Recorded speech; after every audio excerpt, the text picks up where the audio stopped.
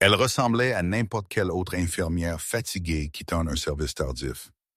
Blouse froissée, café à la main, clé tintant. Le flic corrompu vit d'une cible facile. Ce qu'il ne vit pas, les médailles de combat cachées dans son placard, le numéro de téléphone qui connectait directement au Pentagone, la formation qui lui avait appris à rester calme sous pression, même avec des menottes à ses poignets. Au moment où il réalisa qui il avait arrêté, des agents fédéraux étaient déjà en route. Et sa carrière, c'était déjà fini. Avant de continuer, veuillez vous abonner à la chaîne et nous faire savoir d'où vous regardez dans les commentaires. Bonne histoire.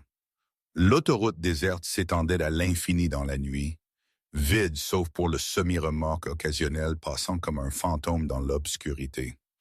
Au marqueur kilométrique 47, une seule station-service brillait sous des lumières fluorescentes vacillantes. Le seul signe de civilisation sur des kilomètres dans les deux directions. À l'intérieur, Rachel Martinez se tenait au comptoir, sa blouse bleue froissée et tachée de café d'un double service qui s'était étiré sur 16 heures. Ses mains tremblaient légèrement alors qu'elle payait l'essence et un grand café, le genre d'épuisement qui s'installe profondément dans vos os quand vous avez passé la journée à maintenir des gens en vie. Elle voulait juste rentrer chez elle. Rachel poussa la porte vitrée, ses clés tintant dans sa main, quand la nuit explosa avec des lumières rouges et bleues. La voiture de patrouille était apparue de nulle part, traversant le parking avec une agression délibérée. Elle se figea, plissant les yeux contre les stroboscopes aveuglants qui lacéraient l'obscurité comme des couteaux. Pour un instant, elle pensa qu'il ne faisait que passer. Mais la voiture s'arrêta directement derrière la sienne, l'encerclant. L'officier émergea lentement, prenant son temps, sa main reposant sur sa ceinture dans une posture que Rachel reconnut immédiatement. Dominance, pas protection. Il ne s'identifia pas, n'expliqua pas pourquoi il l'avait arrêtée. Il marcha simplement vers elle avec le genre d'arrogance qui vient d'années d'autorité incontestée dans une petite ville où personne ne pose de questions. Permis et enregistrement, il demanda, sa voix plate et froide. Rachel tendit lentement la main vers son portefeuille, ses mouvements prudents et délibérés. « Officier, puis-je demander de quoi il s'agit? »« Je n'ai pas. » « Je poserai les questions. » Il la coupa, arrachant son permis de sa main. Il l'examina sous sa lampe de poche, puis la regarda avec quelque chose qui aurait pu être de l'amusement. « Éloignez-vous du véhicule. » Ce qui arriva ensuite se déroula avec l'efficacité mécanique de quelqu'un qui avait fait cela de nombreuses fois auparavant. Il fouilla sa voiture sans demander permission, fouillant sa console, sa boîte à gants, jetant son sac d'infirmière sur le béton. Rachel se tenait dans l'air froid de la nuit, regardant ses effets personnels éparpillés sur le sol comme des ordures, et ne dit rien. Des années auparavant, elle avait appris que certaines situations exigent le silence. Certaines batailles ne sont pas menées avec des mots. « Tournez-vous », il ordonna, « main derrière votre dos. » Les menottes métalliques mordirent dans ses poignets, se refermant avec un son qui résonna à travers le parking vide. Rachel ne résista pas, n'argumenta pas, ne demanda pas à savoir quelles accusations justifiaient ce traitement. Elle se tint simplement là, sa respiration lente et contrôlée, son esprit calculant des options avec le genre de précision froide que la plupart des gens ne développent jamais. Le commis de la station-service regarda derrière la fenêtre, son visage pâle de reconnaissance. Il connaissait cet officier, savait mieux que d'intervenir. Alors que Rachel était guidée vers la voiture de patrouille, elle tourna sa tête légèrement et parla pour la première fois depuis que les menottes avaient été mises. Sa voix était calme, presque conversationnelle. « J'ai besoin de passer un appel téléphonique. » L'officier rit, vraiment rit. « Vous aurez votre appel quand je le dirai. » Rachel demanda juste une chose, un appel téléphonique. Et quand l'officier la laissa finalement le faire, il n'avait aucune idée qu'il venait de sceller son propre destin. Mais pour comprendre pourquoi cet appel changea tout, nous devons revenir en arrière. Parce que Rachel n'était pas juste une infirmière fatiguée essayant de rentrer chez elle. Et ce numéro de téléphone qu'elle était sur le point de composer, il ne se connectait pas à un avocat ou à un agent de cautionnement. Il se connectait au Pentagone. Si vous croyez que tout le monde mérite d'être traité avec dignité, même par ceux au pouvoir, appuyez sur ce bouton d'abonnement. Parce que cette histoire est pour tous ceux qui se sont déjà sentis impuissants face à la corruption. Pour comprendre ce qui s'est passé cette nuit-là à la station service, vous devez savoir qui Rachel Martinez était vraiment. Pas la femme menottée, mais la femme qu'elle était devenue au cours des 7 dernières années. Une femme qui avait délibérément choisi une vie de discrète dédication avant tout le reste. Rachel travaillait à l'hôpital régional Sainte-Catherine, un établissement de taille moyenne niché entre deux villes désertiques, servant une communauté qui ne pouvait pas tout à fait se permettre les soins dont elle avait désespérément besoin. L'hôpital était perpétuellement en sous-effectif, fonctionnant avec un budget serré et la bonne volonté d'infirmières comme Rachel, qui refusaient de partir tant que chaque patient n'était pas stable. Elle travaillait aux urgences, où le chaos était la seule constante, où un mardi normal pouvait exploser en un événement à victimes multiples sans avertissement. Ses collègues dépendaient d'elle pour une raison simple. Rachel ne paniquait jamais. Jamais. Quand un trauma arrivait par ses portes, quand les alarmes hurlaient et que les gens criaient et que les secondes faisaient la différence entre la vie et la mort, Rachel se déplaçait avec un calme presque étrange. Ses mains étaient fermes. Sa voix était posée. Elle semblait fonctionner sur une fréquence différente de tout le monde, comme si elle avait vu des choses pires qu'un code bleu et savait exactement comment gérer la pression qui briserait la plupart des gens. Ses collègues disaient toujours qu'il y avait quelque chose d'inhabituel dans ce calme, comme si elle avait été forgée dans un feu qu'aucun d'entre eux ne pouvait imaginer. Ils n'avaient aucune idée à quel point ils avaient raison. Rachel vivait seule dans un modeste appartement à 43 miles de l'hôpital, une chambre avec des murs nus et un mobilier minimal. Elle n'avait pas besoin de beaucoup. Elle avait appris il y a longtemps que les possessions vous alourdissent, que les choses que vous possédez finissent par vous posséder. Sa vie était simple par conception. Travail, maison, sommeil, répété. Pas de rencontres. Pas de vie sociale à proprement parler. Juste la satisfaction tranquille de savoir qu'elle avait aidé quelqu'un à survivre un autre jour. Ce trajet entre son appartement et l'hôpital devint une sorte de méditation pour elle. 43 miles d'autoroute vide, s'étendant à travers un paysage désertique qui ressemblait au même dans toutes les directions. Pendant la journée, c'était monotone. La nuit, c'était presque paisible. Elle conduisait les fenêtres baissées, laissant l'air frais emporter l'odeur de désinfectant et le poids de la souffrance des autres. La plupart des nuits, elle pouvait faire le trajet sans voir une autre voiture. Mais ce soir, c'était un double service. 16 heures debout. Une victime d'accident de voiture qui avait eu besoin de 3 unités de sang. Un homme âgé dont le cœur s'était arrêté 2 fois. Un enfant atteint de pneumonie dont les parents ne pouvaient pas se permettre le médicament.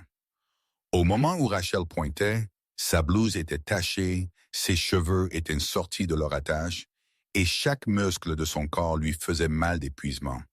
Elle avait besoin de café. Elle avait besoin de carburant. Et il n'y avait qu'une seule option. Cette station-service solitaire au marqueur kilométrique 47. La seule source de civilisation sur 40 miles dans les 2 directions. Cela aurait dû être un arrêt de routine. 5 minutes, peut-être 10. Remplir le réservoir, prendre le café, rentrer à la maison avant l'aube. Rachel s'y était arrêtée des dizaines de fois auparavant sans incident. Mais ce soir était différent. Ce soir, l'officier Graves attendait. Et quand leurs chemins se croisèrent sous ces lumières fluorescentes vacillantes, aucun d'eux ne savait qu'ils étaient sur le point d'entrer en collision avec le destin. L'officier Michael Graves avait porté un insigne à Cedar Valley pendant 14 ans, et pendant ce temps, il avait bâti une réputation qui faisait que les gens détournaient le regard quand il entrait dans une pièce. Pas le respect, la peur, le genre de peur qui garde les bouches fermées et les plaintes non écrites. Il avait 39 ans, divorcé 2 fois, et avait le genre Dieu mort qui suggérait qu'il avait cessé de voir les gens comme des êtres humains il y a longtemps. Pour Graves, les résidents de Cedar Valley étaient soit utiles, soit sur son chemin. Et si vous étiez sur son chemin, vous appreniez rapidement à vous écarter.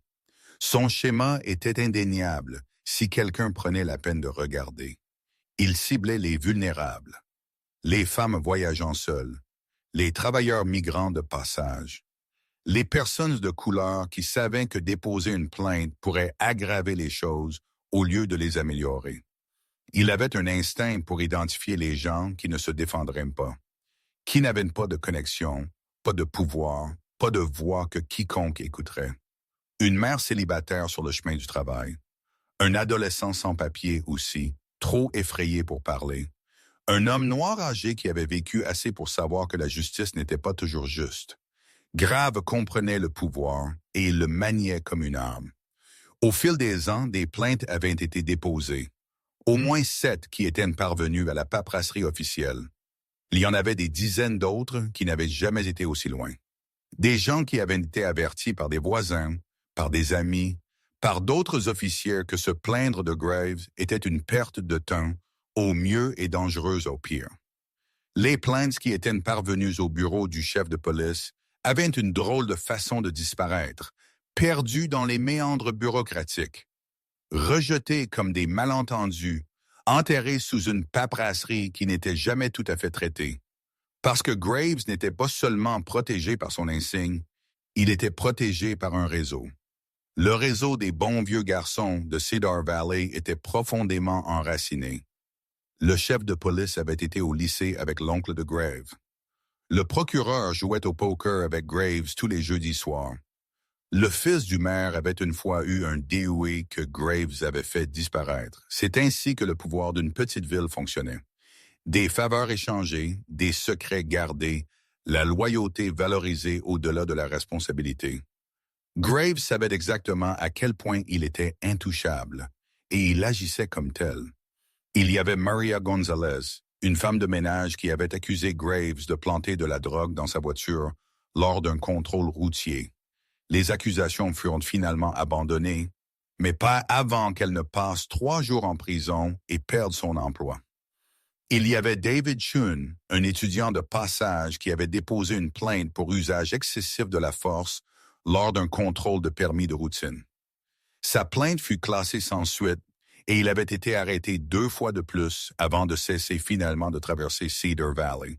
Et il y avait Janet Whitmore, une serveuse qui avait osé enregistrer Graves lors d'une confrontation au restaurant où elle travaillait. Son téléphone fut confisqué comme preuve, et d'une manière ou d'une autre, les images furent corrompues. Elle quitta la ville 2 mois plus tard. Grave avait une règle. Cibler les gens qui ne pouvaient pas se défendre, les gens sans connexion, sans pouvoir, sans voix. Pendant des années, cela a fonctionné. Jusqu'à la nuit où il arrêta quelqu'un qui avait des connexions qu'il ne pouvait même pas imaginer. Si vous ne supportez pas les brutes qui se cachent derrière des insignes, commentez plus de corruption maintenant. Assurons-nous que YouTube sache que c'est le genre d'histoire qui compte. Mais il y avait quelque chose que Graves ne savait pas. Quelque chose que personne dans cette ville ne savait à propos de Rachel. Quelque chose de caché dans son passé qui était sur le point de refaire surface. Avant que Rachel Martinez ne soit infirmière, avant qu'elle ne passe ses nuits à conduire sur des autoroutes vides et ses jours à sauver des vies dans une salle d'urgence en sous-effectif, elle était sergent-chef Rachel Martinez, corps des marines des États-Unis. Mais pas n'importe quelle marine. Elle avait fait partie de quelque chose dont la plupart des gens ne connaissaient même pas l'existence. Une force opérationnelle conjointe qui opérait dans l'ombre, dans des endroits où la mauvaise décision pouvait déclencher un incident international et où la bonne décision pourrait ne jamais être reconnue du tout. Rachel s'était enrôlée à 19 ans, poussée par quelque chose qu'elle ne pouvait pas tout à fait nommer à l'époque. Patriotisme peut-être, ou le besoin de se prouver quelque chose. Elle excella immédiatement. La discipline lui vint naturellement, à quelqu'un qui avait grandi avec très peu, qui avait appris tôt que la survie signifiait rester calme quand tout autour de vous s'effondrait. Les Marines reconnurent cette qualité en elle, ce sang-froid inébranlable sous pression, et ils la cultivèrent. À 23 ans, elle était attachée aux opérations de renseignement en Afghanistan. À 25 ans, elle était à la tête de missions qui n'apparaîtraient jamais dans aucun dossier officiel. Les détails de ce que Rachel fit pendant ces années restent classifiés, enveloppés de couches de sécurité, d'habilitation et d'intérêt national. Mais les gens qui servirent avec elle se souviennent. Ils se souviennent de l'embuscade du convoi à l'extérieur de Kandahar, où elle avait gardé 3 Marines blessés en vie pendant 40 minutes tout en appelant le soutien aérien. Ils se souviennent de l'opération de renseignement dans une ville dont ils ne peuvent toujours pas prononcer le nom, où Rachel était entrée dans un complexe qui aurait dû être sa tombe et en était ressortie avec des informations qui sauvèrent des centaines de vies. Et ils se souviennent surtout de la nuit dans la province de Helmand où tout tourna mal. Ce fut la nuit où Rachel sauva la vie du colonel Marcus Webb. Webb avait été son officier supérieur, un militaire de carrière qui avait gravi les échelons par mérite et instinct. Lors d'une opération conjointe avec les forces locales, les renseignements avaient été compromis. La planque qu'ils utilisaient était tout sauf sûre. Quand l'attaque arriva, elle fut rapide et écrasante. Webb avait reçu des éclats d'obus à la jambe, et dans le chaos et l'obscurité et les serres, il était tombé dans une position exposée. Rachel avait fait un choix à ce moment-là, le genre de choix qui définit qui vous êtes vraiment. Elle était retournée le chercher. Sous un feu ouvert, à travers la fumée et la confusion, elle le traîna à l'abri et tint cette position pendant 23 minutes jusqu'à l'arrivée de l'extraction. Webb survécut grâce à Rachel. Il ne l'oublia jamais. Mais après 8 ans de cette vie, quelque chose en Rachel se brisa. Pas son courage ou sa compétence, quelque chose de plus profond.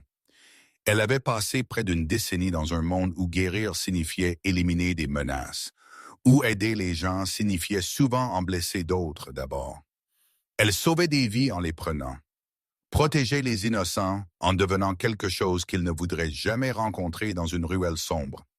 Et un jour, elle se réveilla et réalisa qu'elle ne pouvait plus le faire. Elle voulait guérir sans détruire.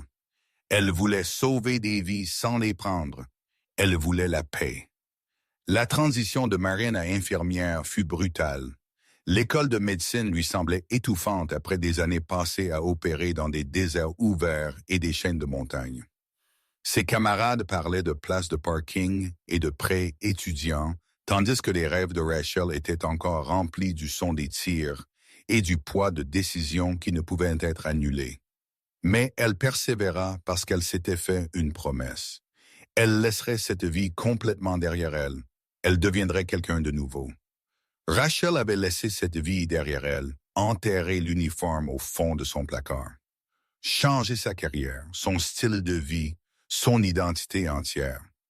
Mais certaines choses restent avec vous pour toujours. Certaines personnes n'oublient jamais ce que vous avez fait pour elles, et certains numéros de téléphone ne changent jamais. Quand le colonel Webb lui avait serré la main lors de sa cérémonie de décharge, il lui avait pressé une carte dans la paume. « Si jamais vous avez besoin de quoi que ce soit, » avait-il dit, ses yeux sérieux, « n'importe quoi. Ce numéro me joindra directement, jour ou nuit. » Rachel avait gardé cette carte, non pas parce qu'elle pensait qu'elle l'utiliserait un jour, mais parce que la JT aurait été trahir les gens avec qui elle avait servi. Parfois, les personnes les plus dangereuses sont celles qui semblent les plus ordinaires. Rachel avait appris à cacher son pouvoir. Grave avait appris à le brandir, et cette différence était sur le point d'avoir plus d'importance qu'il ne pouvait jamais l'imaginer. De retour à la station-service sous ses lumières fluorescentes vacillantes, qui projetaient tout dans des ombres dures, Rachel se tenait les mains menottées derrière le dos, tandis que l'officier Graves se déplaçait autour de son véhicule avec une lenteur délibérée. Il prenait son temps, s'amusant. C'était la partie qu'il le préférait. Le contrôle, la démonstration d'autorité. Il avait sorti son sac d'infirmière et en avait vidé le contenu sur le capot de sa voiture. Stéthoscope, brasseur de tensiomètre, stylo, une barre de céréales à moitié mangée, le détritus d'une vie passée à prendre soin des autres, maintenant traité comme preuve sur une scène de crime. Rachel regardait sans parler. Sa respiration régulière et contrôlée. Elle avait appris il y a longtemps que le silence était parfois la réponse la plus puissante. Mais Graves interprétait son calme comme quelque chose d'autre entièrement. Un manque de respect pour un homme qui se nourrissait de peur et de soumission. Son sang-froid était une insulte. « Vous croyez que vous êtes meilleur que moi ?» dit-il, s'approchant assez près pour qu'elle puisse sentir l'odeur du café sur son haleine. Se tenant là, tout silencieuse, comme si vous n'aviez rien à craindre, sa voix avait maintenant un tranchant, quelque chose de dangereux s'y glissait. « Je pourrais vous rendre la vie très difficile. Vous comprenez ça? Très difficile. » Les yeux de Rachel rencontrèrent les siens juste un instant, puis elle regarda au-delà de lui vers l'horizon. Elle n'avait pas besoin d'engager, n'avait pas besoin de se défendre. Elle savait comment cela fonctionnait. Les brutes s'intensifient quand elles n'obtiennent pas la réaction qu'elles recherchent, et Graves montait en puissance. Un pick-up s'était garé à la station-service. Un homme en vêtements de travail en sortait pour faire le plein. Il jeta un coup d'œil à la scène, la voiture de patrouille, la femme menottée, l'officier la dominant, et ses yeux s'écarquillèrent de reconnaissance. Pas de Rachel, mais de Graves. La main de l'homme se figea sur la poignée de la pompe juste une seconde avant qu'il ne lui tourne délibérément le dos et se concentre sur sa jauge de carburant avec le genre de concentration intense qui ne vient que d'un évitement désespéré. Il savait qu'il valait mieux ne pas s'impliquer. Tout le monde à Cedar Valley le savait. À l'intérieur de la station-service, le commis, un gamin qui ne pouvait pas avoir plus de 22 ans, regardait par la fenêtre avec des yeux pâles et effrayés. Il avait travaillé ce service pendant 6 mois et il avait vu Graves faire cette routine 3 fois auparavant. Des gens différents, le même schéma. La première fois, il avait pensé à appeler quelqu'un, peut-être la police d'État. Mais son manager l'avait pris à part plus tard et lui avait expliqué très soigneusement qu'à Cedar Valley, on ne questionne pas l'officier Graves. On détourne le regard, on reste silencieux, et on remercie Dieu que ce ne soit pas vous qui soyez menottés. Le gamin avait appris sa leçon. Grave remplissait maintenant un formulaire, inventant des accusations avec la facilité désinvolte de quelqu'un qui l'avait fait de nombreuses fois auparavant. Résistance à l'arrestation, il murmura en écrivant, bien que Rachel n'ait résisté à rien. Comportement suspect. Possible intoxication. Il la regarda avec quelque chose qui aurait pu être un sourire. Nous devrons faire une fouille complète à la station. Procédure standard pour suspicion de DUI. Rachel savait qu'il n'y avait pas de suspicion de DUI. Son café était toujours posé sur le toit de sa voiture, intact. C'était de la pure intimidation, un jeu de pouvoir conçu pour la briser, pour la faire supplier ou pleurer, ou montrer une faille dans ce calme exaspérant. Mais Rachel avait été entraînée par la meilleure armée du monde à résister à des techniques d'interrogatoire qui faisaient passer cela pour de l'heure des amateurs. Un flic corrompu avec un insigne et un problème d'attitude. Elle avait affronté des insurgés armés dans des complexes où le renfort était à 30 minutes. Grave ne l'effrayait pas. Il l'agaçait. Finalement, Rachel parla. Sa voix était posée, presque conversationnelle. « J'ai besoin de passer un appel téléphonique. » Grave, en fait, il renversa la tête en arrière et rit comme si elle avait raconté la blague la plus drôle qu'il ait entendue de la semaine. Un appel téléphonique. « Oh, vous aurez votre appel téléphonique, ma chérie. » Finalement. Mais pour l'instant, vous allez rester là et réfléchir à votre problème d'attitude. La loi dit que tout le monde a droit à un appel téléphonique. Mais Graves avait ses propres lois. Et dans son royaume de cette petite ville, il était juge, jury et bourreau. Du moins, c'est ce qu'il pensait. Si cela vous met en colère, appuyez sur le bouton « J'aime ». Chaque j'aime dit à YouTube de montrer cette histoire à plus de gens qui ont besoin de voir ce qui se passe quand le pouvoir corrompt. Ce que Graves ne réalisait pas, ce qu'il ne pouvait pas savoir en se tenant là dans son uniforme, se sentant invincible, c'est que Rachel ne demandait pas une faveur. Elle lui donnait une dernière chance de s'éloigner d'une erreur qui le perdrait. Pendant les 20 minutes suivantes, l'officier Graves fit attendre Rachel.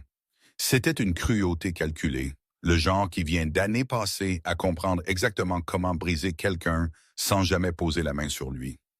Il termina ses papiers avec une lenteur exaspérante, cochant des cases et remplissant des champs, tandis que Rachel se tenait à côté de sa voiture de patrouille, les mains toujours menottées derrière le dos, le métal s'enfonçant dans ses poignets.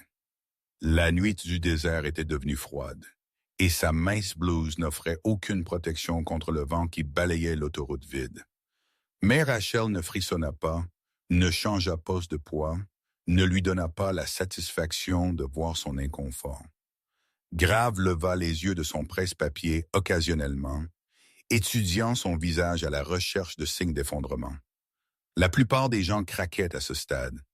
Ils commençaient à supplier ou à pleurer ou à se mettre en colère. Toute réaction qu'ils pouvaient utiliser pour justifier ce qu'ils voulaient faire ensuite. Mais Rachel se tenait simplement là, ses yeux fixés sur un point distant à l'horizon, sa respiration lente et mesurée. C'était déconcertant, en fait, comme si elle n'était pas vraiment là du tout, comme si une partie d'elle était allée quelque part où il ne pouvait pas l'atteindre. Alors, Graves dit finalement, s'appuyant contre sa voiture de patrouille, les bras croisés. « Qui allez-vous appeler? Vos amis infirmiers? Allez-vous pleurer auprès d'eux à propos du méchant policier qui vous a arrêté? » Il sourit, et c'était le genre de sourire qui vous donnait la chair de poule. Ou peut-être avez-vous un avocat en numérotation abrégée, un gros bonnet qui pense pouvoir venir ici et me dire comment faire mon travail. Rachel ne répondit pas. Elle avait appris lors de sa formation à la résistance à l'interrogatoire que le silence était une armure. Chaque mot que vous prononciez donnait à votre ravisseur des informations, un levier, quelque chose à utiliser contre vous. Grave voulait qu'elle s'explique, se justifie, supplie. Elle ne lui donna rien. Le silence s'étira entre eux, rompu seulement par le bourdonnement des lumières de la station-service et le sifflement occasionnel d'un semi-remorque passant sur l'autoroute. Grave changea de poids, irrité maintenant. Le plaisir s'estompait. Cette femme ne jouait pas le jeu correctement, ne lui donnait pas ce dont il avait besoin pour se sentir puissant. Il consulta sa montre avec une désinvolture exagérée, puis soupira comme s'il lui rendait un énorme service. « D'accord, dit-il, sortant son téléphone. « Un appel. C'est ce que dit la loi, non, Hermé? »« Non. Un appel. » Il tint le téléphone juste hors de sa portée un instant, la faisant attendre même pour cette petite miséricorde. « Mais faites vite, et n'essayez rien de stupide. J'écouterai chaque mot. » Il passa derrière elle et lui démenotta une main, puis la remenotta immédiatement devant afin qu'elle puisse tenir le téléphone. Le métal claqua contre son autre poignet, toujours lié. Rachel fléchit ses doigts, redonnant de la circulation sanguine à ses mains qui avaient commencé à s'engourdir. Grave lui tendit le téléphone avec un sourire narquois, se positionnant assez près pour entendre toute conversation qu'elle était sur le point d'avoir. « Allez-y, dit-il, sa voix dégoulinante de fausse générosité. Appelez qui vous avez besoin d'appeler. Ça ne fera aucune différence. Mais bon, c'est votre droit. » Rachel baissa les yeux vers le téléphone dans ses mains. Juste un instant, si bref que Grave faillit le manquer, quelque chose vacilla sur son visage. Pas la peur, pas le soulagement, quelque chose d'autre, quelque chose qui ressemblait presque à de la résignation. Comme si elle avait espéré que cela n'en arriverait pas là, mais savait que cela devait être. Elle commença à composer, ses doigts se déplaçant avec une certitude absolue sur l'écran. Aucune hésitation, aucun regard pour un numéro. Elle le connaissait par cœur. Grave la regarda composer, toujours souriant, toujours complètement confiant dans son intouchabilité. Il pensait qu'il la plaisantait, lui donnant juste assez de cordes pour se pendre. Il n'avait aucune idée que cet appel téléphonique le pendrait lui à la place. Mais voici ce qu'il ne savait vraiment pas. Voici l'information qui aurait tout changé s'il avait seulement su poser les bonnes questions, regarder au-delà de la blouse froissée et des yeux fatigués et de la voiture modeste. Rachel n'appelait pas un avocat local qui aurait trop peur de le défier. Elle n'appelait pas une infirmière superviseure qui pourrait déposer une plainte qui disparaîtrait dans le même vide bureaucratique que toutes les autres. Le numéro qu'elle composait avait un indicatif régional de Washington, D.C., et il ne sonnait pas à un bureau ou à un palais de justice ou nulle part où l'officier Graves l'aurait reconnu. Il sonnait directement à une ligne sécurisée au Pentagone. Le téléphone sonna 3 fois. En ces 3 sonneries, l'esprit de Rachel voyagea 7 ans en arrière vers un complexe poussiéreux dans la province de Hellman, vers le poids du corps du colonel Webb alors qu'elle le traînait sous les tirs, vers la promesse qu'il avait faite quand elle lui avait sauvé la vie.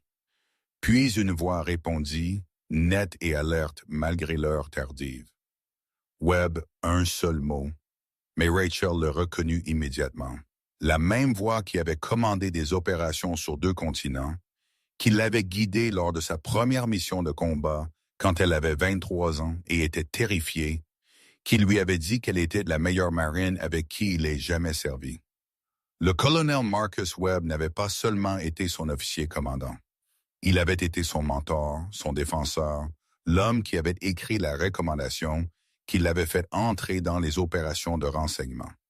Et elle avait été la marine qui l'avait maintenu en vie assez longtemps pour qu'il rentre chez lui auprès de ses fils. « Colonel Webb, monsieur », dit Rachel, sa voix calme et professionnelle, reprenant son attitude militaire aussi naturellement que de respirer. « C'est le sergent-chef Martinez. J'ai besoin d'aide, monsieur. » Il y eut une pause, peut-être une demi-seconde, où Webb traita le nom, la voix, le fait que quelqu'un qui était hors service depuis 7 ans utilisait son grade militaire. Puis sa réponse vint sans hésitation, sans question, sans doute. « Où êtes-vous? » « Autoroute 47, marqueur kilométrique 47, Cedar Valley, Arizona. J'ai été détenu par les forces de l'ordre local. Aucune accusation dont j'ai connaissance. Fouille, illégale. Je suis actuellement menotté. » Le sourire narquois de Graves s'était légèrement estompé. Il avait entendu colonel et Pentagone, et son cerveau essayait de traiter ce que cela signifiait, mais il n'était toujours pas inquiet. Pas vraiment. Alors elle connaissait quelqu'un dans l'armée. Et alors, probablement un employé de bureau qu'elle avait fréquenté, quelqu'un qui passerait un appel téléphonique qui n'aboutirait à rien. Ce n'était pas son premier rodéo.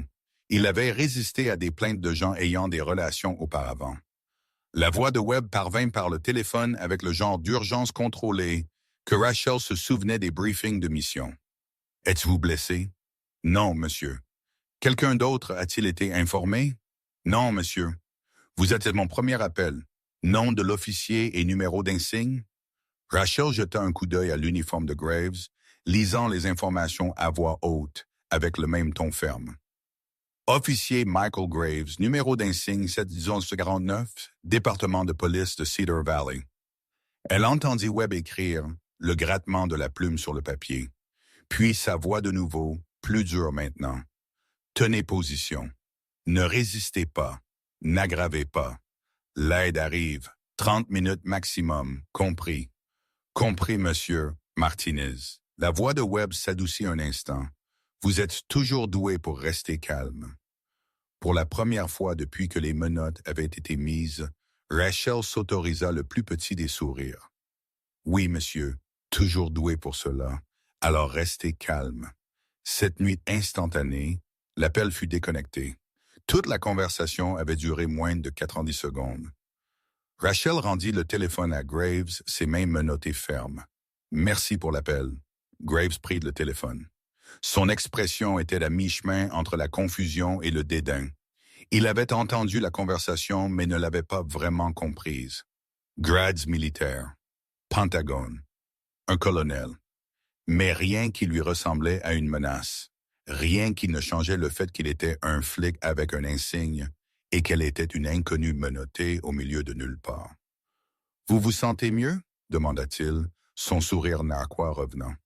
Vous avez évacué ça de votre système?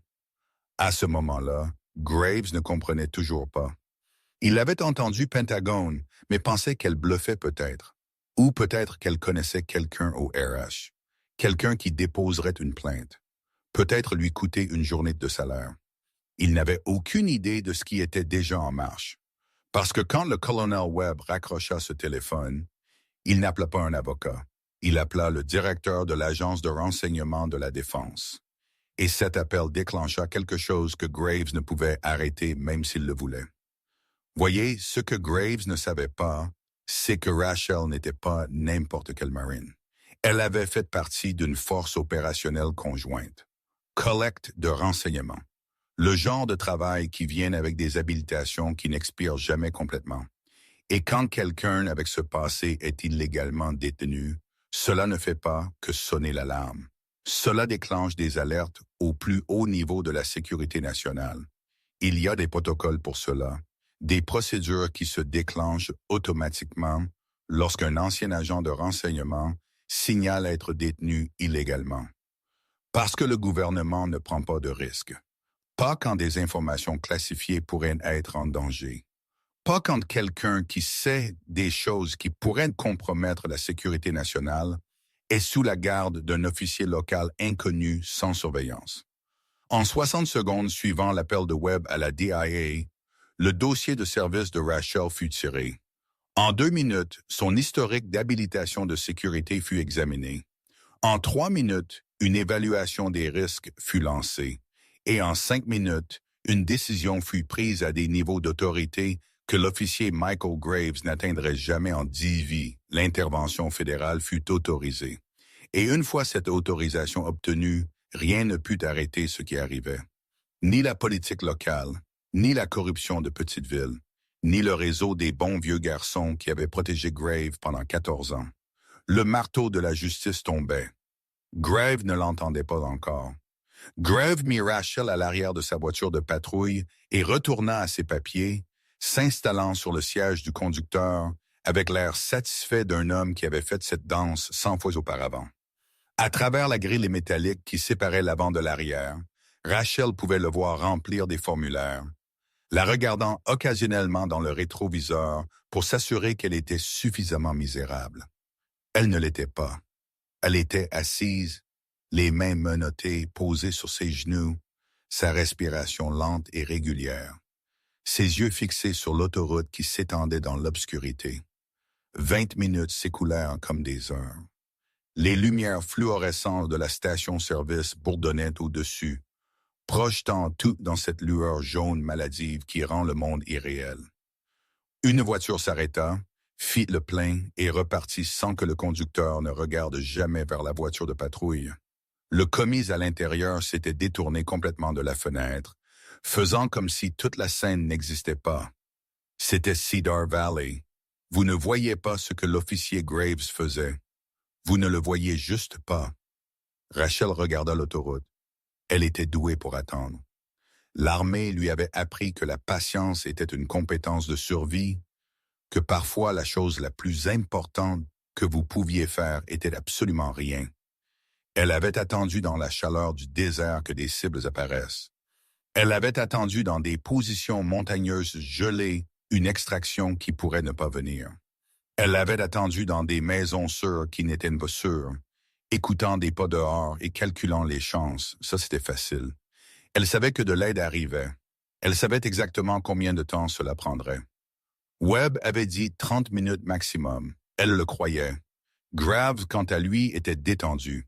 Il avait terminé les papiers initiaux et était maintenant en train de faire défiler son téléphone, riant occasionnellement de quelque chose qu'il voyait. Pour lui, ce n'était qu'une autre nuit, un autre inconnu qui avait appris à ne pas manquer de respect à l'autorité dans sa ville. Il l'emmènerait au poste, la traiterait pour les accusations qu'il voudrait inventer, la laisserait dans une cellule pendant quelques heures jusqu'à ce qu'elle soit correctement humiliée, puis la relâcherait avec un avertissement et une histoire qu'elle ne raconterait jamais à personne. C'est comme ça que ça se passait toujours. Puis sa radio crépita. La voix qui arriva était la répartition, Sarah Mitchell, qui travaillait le service de nuit depuis 3 ans et n'avait jamais semblé incertaine de quoi que ce soit. Mais maintenant, elle semblait confuse, presque nerveuse. Unité 724, ici la répartition. Grave saisit la radio, agacé par l'interruption. 724, allez-y. Mike, nous recevons une sorte de... Il y a une enquête fédérale concernant votre contrôle routier. Il demande votre position et le statut de votre détenu. Les sourcils de Graves se levèrent. Il jeta un coup d'œil dans le rétroviseur à Rachel, puis revint à la radio. Répétez, répartition. Enquête fédérale, oui. Je ne comprends pas vraiment. Quelqu'un de Washington a appelé le portable personnel du chef. Il rappelle maintenant. Ils veulent savoir si vous avez procédé à une arrestation et pour quelles accusations. Pour la première fois cette nuit-là, Graves parut incertain. Il fixa la radio comme si elle pouvait s'expliquer, puis rit. Mais le rire sonnait forcé, creux. Dites-leur que c'est un contrôle routier de routine. Enquête pour DUI. Rien qui ne concerne le fédéral. Copie ça. Mais Mike, ils avaient l'air assez sérieux. Vous voudrez peut-être. C'est bon, Sarah. Probablement une confusion. Peut-être qu'elle leur a raconté une fausse histoire. Il regarda Rachel de nouveau dans le miroir, ses yeux se plissant. Certaines personnes pensent qu'elles peuvent appeler des faveurs et d'échapper aux conséquences. Rachel ne répondit pas. Elle continua juste à regarder l'autoroute, son expression inchangée. Mais dans l'obscurité de ce siège arrière, où Graves ne pouvait pas tout à fait voir, le coin de sa bouche se leva dans la plus petite suggestion d'un sourire. Pas triomphant, pas suffisant. Juste la satisfaction tranquille de quelqu'un qui savait exactement ce qui allait arriver et quand. Graves se retourna vers son téléphone, mais sa posture détendue avait changé. Il s'assit plus droit maintenant, ses doigts tapotant contre le volant dans un rythme inconscient qui trahissait son malaise croissant. Il continuait à regarder l'horloge sur son tableau de bord, continuait à regarder dans le rétroviseur, continuait à vérifier sa radio même si elle était silencieuse. Il faut du temps pour que le marteau de la justice tombe, mais quand il tombe fort. Et vite. Grave était sur le point d'apprendre cela à ses dépens. À Washington, D.C., dans des bureaux dont la plupart des Américains ignoraient l'existence, des gens passaient des appels téléphoniques, tiraient des dossiers, révisaient des protocoles de sécurité. Le nom de Rachel avait déclenché des alertes et des bases de données auxquelles les services de police locaux n'avaient pas accès, ne savaient même pas qu'elles existaient. Son dossier de service, son niveau d'habilitation, ses affectations, tout cela était examiné par des gens qui comprenaient que quelqu'un avec son passé étant illégalement détenu était une potentielle faille de sécurité qui nécessitait une résolution immédiate. Et la résolution était déjà en mouvement. 3 véhicules banalisés avaient quitté une installation fédérale il y a 17 minutes, se dirigeant vers le marqueur kilométrique 47 sur l'autoroute 47. Ils roulaient vite. Ils avaient l'autorisation et ils avaient des ordres qui primaient sur toute autorité locale.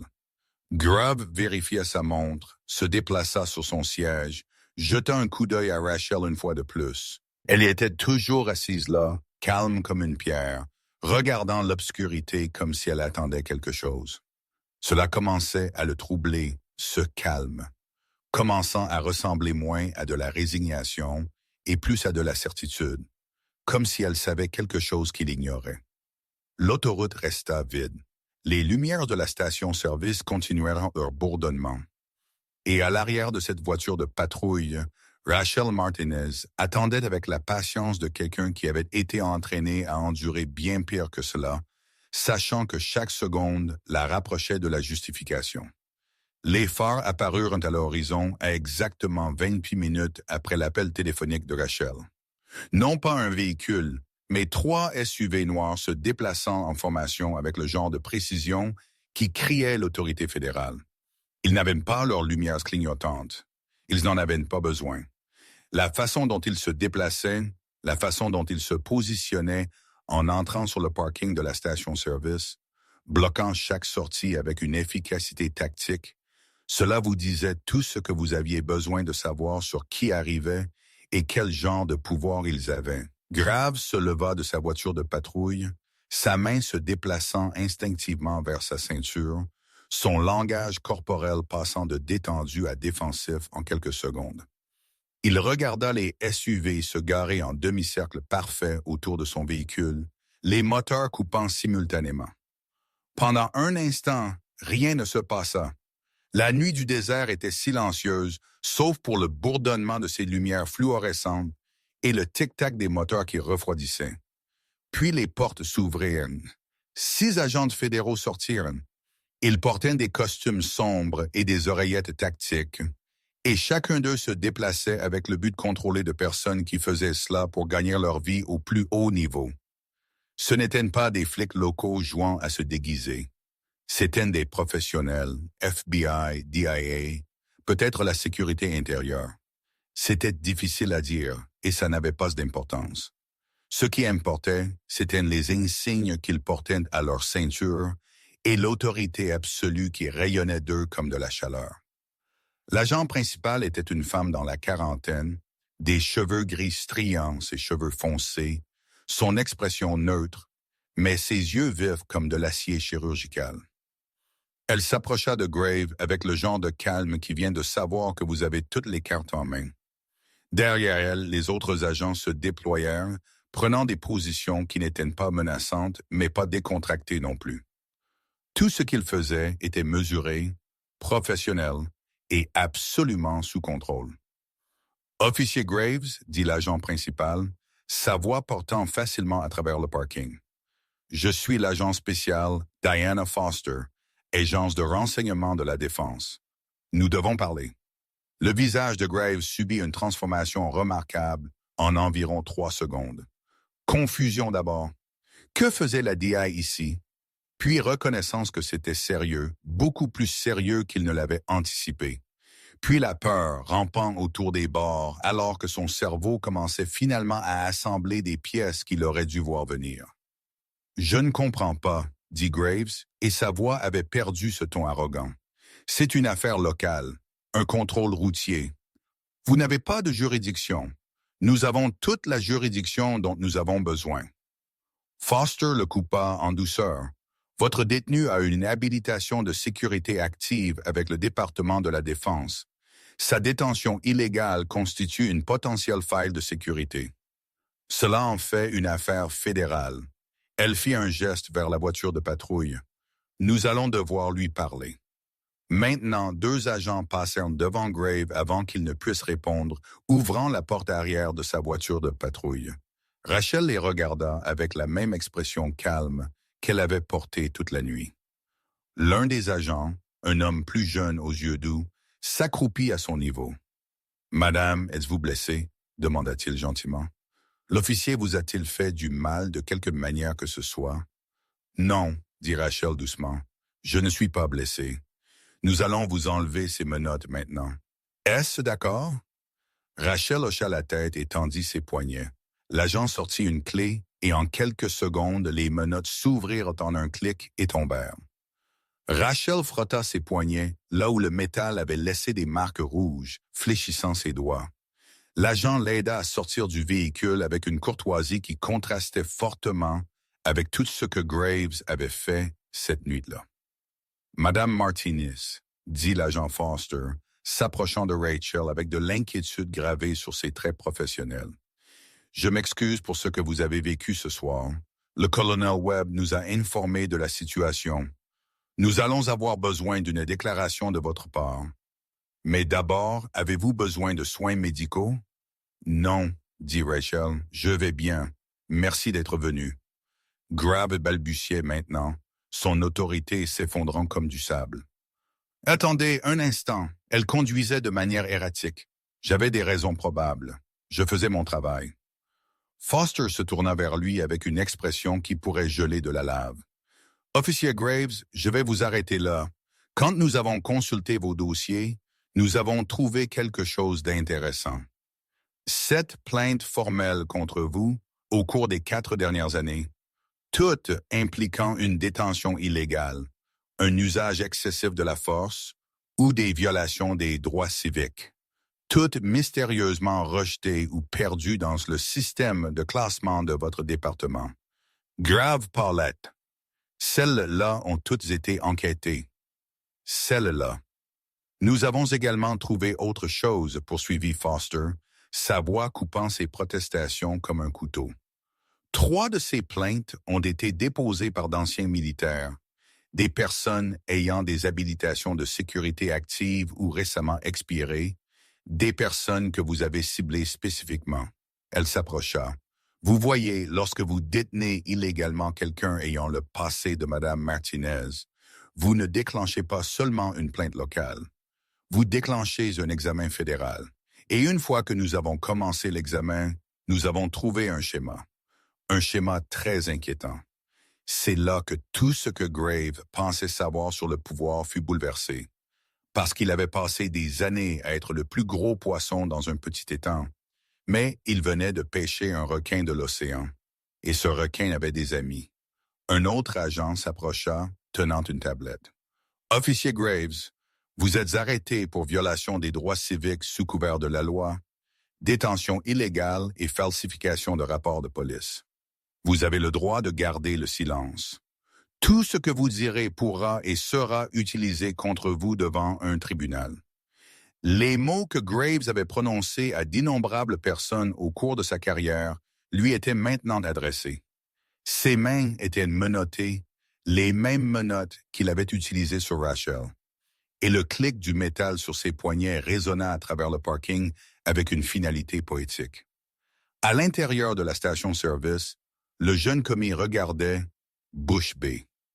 L'homme au pick-up, qui avait délibérément détourné le regard plus tôt, filmait sur son téléphone maintenant, n'ayant plus peur. Et Rachel Martinez se tenait dans l'air nocturne du désert, libre, entourée d'agents fédéraux qui avaient traversé l'obscurité parce qu'un appel téléphonique avait rappelé aux bonnes personnes qu'elle comptait. Si vous aimez voir ce flic corrompu obtenir ce qu'il mérite, commentez Justice rendue et partagez cette vidéo. Assurons-nous que tout le monde sache que les brutes rencontrent toujours leur match finalement. Tandis que Graves était assis à l'arrière d'un véhicule fédéral, dépouillé de son insigne et de son arme, l'agent Foster conduisit Rachel vers l'un des SUV où il pouvait parler en privé. Les autres agents étaient déjà au travail, photographiant la scène, documentant les preuves, prenant les déclarations du commis de la station-service, qui avait soudainement beaucoup à dire maintenant que Graves n'était plus celui qui posait des questions. Rachel s'assit sur le siège passager avec la porte ouverte, enfin capable de respirer sans menottes, tandis que Foster expliquait exactement ce qui s'était passé dans les 28 minutes entre son appel téléphonique et ce moment. Quand le colonel Webb a contacté l'agence de renseignement de la Défense, commença Foster, son ton professionnel mais pas insensible. Votre nom a déclenché un protocole de sécurité immédiat. Toute personne ayant votre niveau d'habilitation, même expirée, est signalée pour protection si elle signale une détention illégale. La préoccupation est toujours que des informations classifiées puissent être compromises, qu'une arrestation puisse être une couverture pour quelque chose de plus grave. Donc, nous agissons vite. Rachel hocha la tête. Elle savait que les protocoles existaient, mais elle n'avait jamais imaginé qu'elle serait celle à les activer. Foster continua, sortant une tablette et la tournant pour que Rachel puisse voir l'écran. Pendant que nous étions en route, notre équipe a tiré le dossier complet de l'officier Gray. Ce que nous avons trouvé était remarquable, et pas dans le bon sens. 7 plaintes formelles déposées contre lui au cours des 4 dernières années seulement. Fouille illégale, usage excessif de la force lors de contrôles de routine. Violation des droits civiques. Chaque plainte était détaillée, crédible et étayée par des déclarations de témoins. Foster fit défiler les documents, son expression s'assombrissant, et chacune d'elles avait été soit classée sans enquête appropriée, soit mystérieusement perdue dans le système d'affaires internes du département. Rachel étudia l'écran, voyant des noms et des dates, lisant des accusations qui brossaient un tableau d'abus systémiques.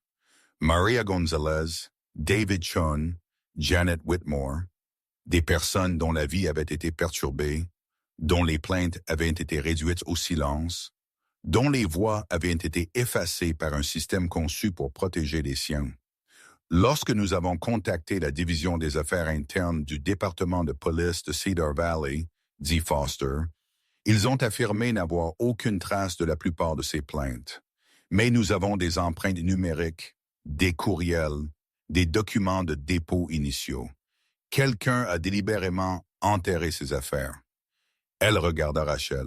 Votre appel téléphonique nous a donné la juridiction pour enquêter. Et une fois que nous avons eu la juridiction, nous avons tout trouvé.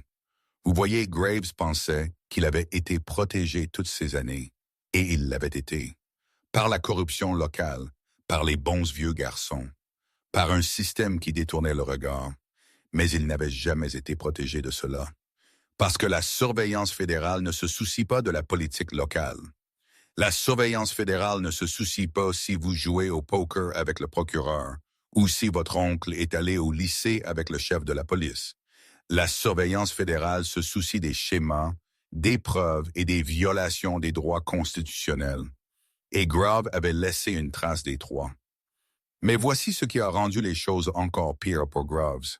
Voici le détail qui a transformé cela d'un flic corrompu qui se fait prendre en quelque chose de beaucoup plus grand. Rachel n'était pas la première vétéran qu'il avait ciblée. Lorsque l'équipe fédérale a commencé à croiser ces 7 plaintes avec les dossiers de service militaire, ils ont trouvé quelque chose qui a fait que l'agent Foster ait personnellement demandé à diriger cette affaire. 3 des victimes précédentes de Graves étaient d'anciens militaires, 3 personnes qui avaient servi leur pays, qui étaient rentrées chez elles et avaient essayé de construire des vies normales, qui avaient été ciblées par un flic qui semblait avoir un goût particulier pour les personnes qui avaient porté un uniforme. L'un était un ancien médecin de l'armée qui avait été arrêté et fouillé sans raison.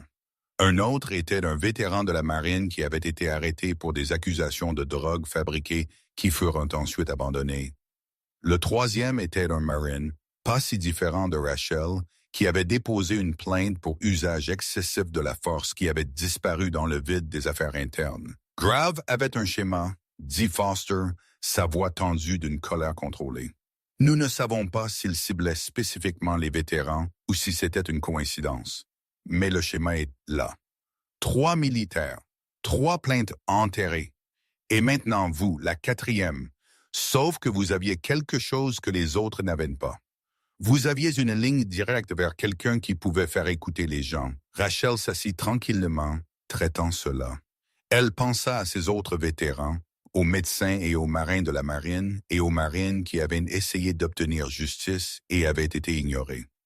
Elle pensa à la facilité avec laquelle elle aurait pu être ajoutée à cette liste de voix réduites au silence si elle n'avait pas gardé le numéro du colonel Webb. Si elle n'avait pas passé cet appel, que se passe-t-il maintenant? Demanda Rachel. Foster ferma la tablette. Maintenant, tout ce que Graves a fait est examiné sous la loupe fédérale. Chaque arrêt, chaque arrestation, chaque plainte. Le département de la justice enquêtera sur le département de police de Cedar Valley pour violation des droits civiques. Les affaires internes seront auditées. Et ces 3 vétérans dont les plaintes ont été enterrées, ils sont contactés ce soir. Ils vont obtenir l'enquête qu'ils méritaient il y a des années. Autour d'eux, la station-service s'était transformée en scène de crime. Des agents fédéraux interrogeaient des témoins, documentaient la voiture de patrouille de Gray, collectaient des preuves.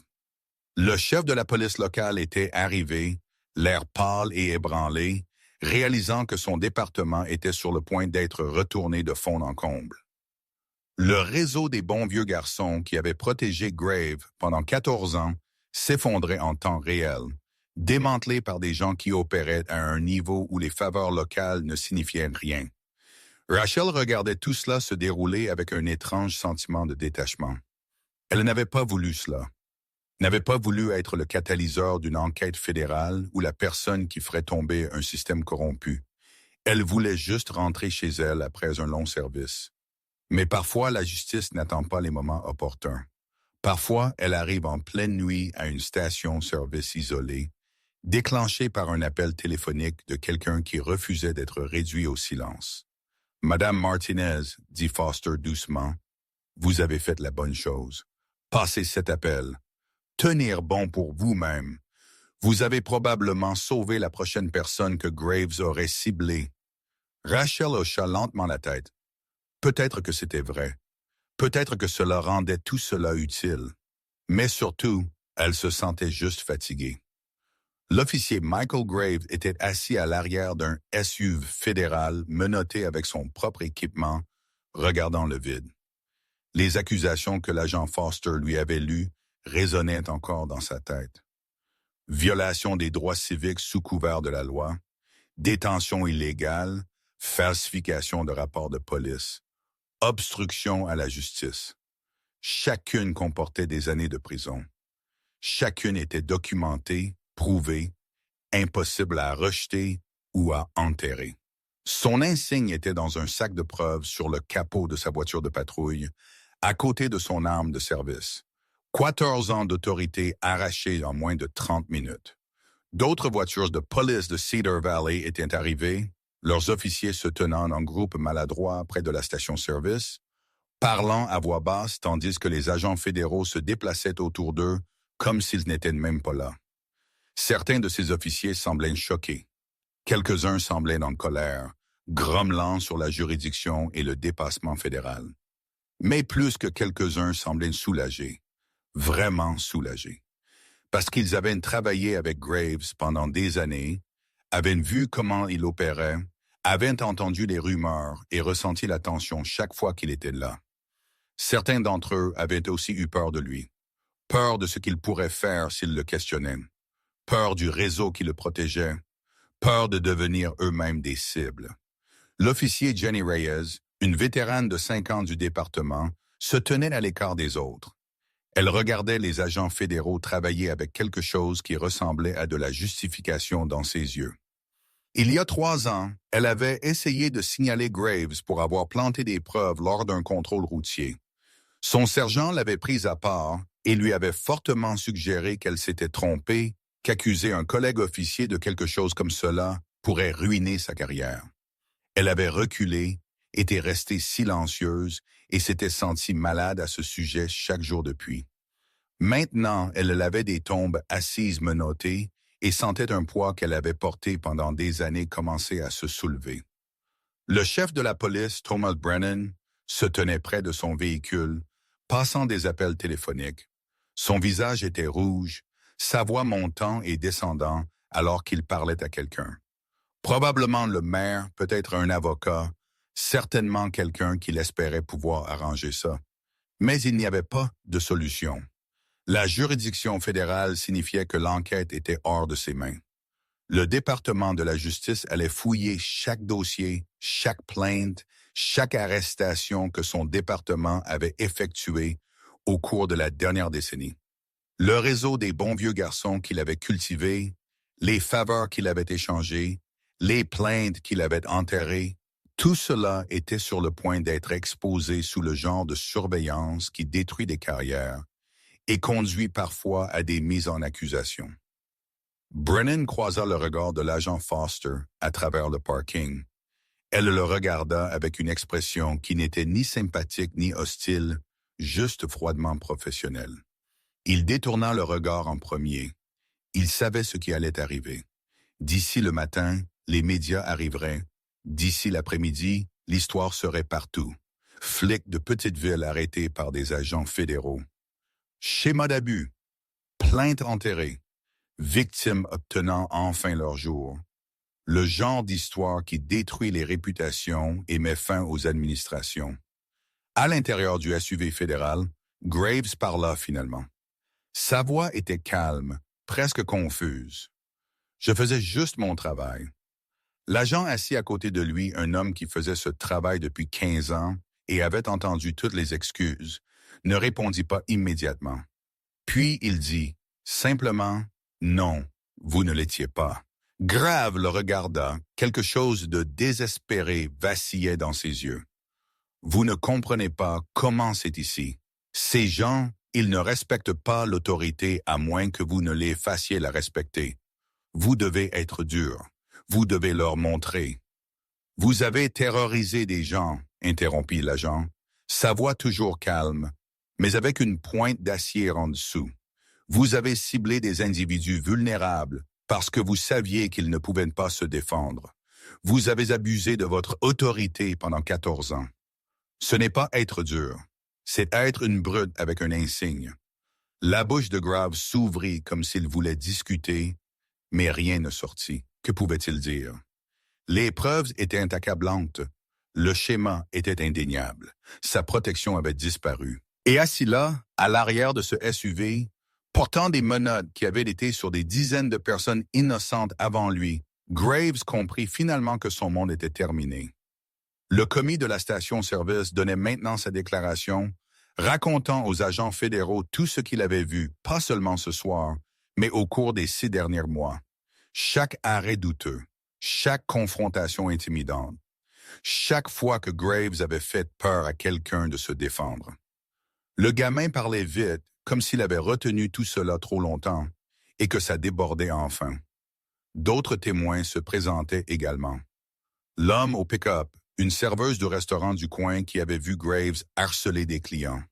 Même une institutrice à la retraite qu'il avait vu intimider son neveu il y a 2 ans et avait eu trop peur de dire quoi que ce soit. Une fois que le barrage a cédé, tout a déferlé. On dit que l'orgueil précède la chute. La chute de Graves fut spectaculaire. Non pas parce qu'elle était dramatique ou violente, mais parce qu'elle était complète. Sa carrière était terminée. Sa réputation était détruite. Sa protection s'était évaporée au moment où l'autorité fédérale était entrée en scène. Tout ce qu'il avait construit sur la peur et la corruption s'est effondré en une seule nuit parce qu'il avait commis une erreur critique. Il avait supposé que tout le monde était impuissant. Mais Rachel, elle voulait juste rentrer chez elle. L'agent Foster termina de prendre la déclaration de Rachel et ferma son cahier avec une finalité qui ressemblait à une permission de partir.